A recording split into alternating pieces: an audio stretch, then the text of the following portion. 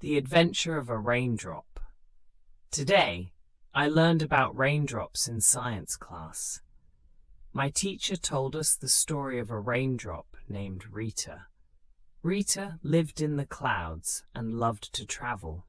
One day, she decided to jump down to earth. As she fell, she felt free and happy. When Rita landed, she splashed into a puddle. She met other raindrops and made new friends. Together, they rolled down the street, creating tiny rivers. They danced and played until the sun came out. The sun warmed them up, and Rita turned into vapor, floating back into the sky.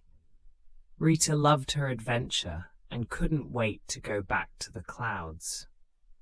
I imagined being a raindrop like Rita, exploring the world and having fun.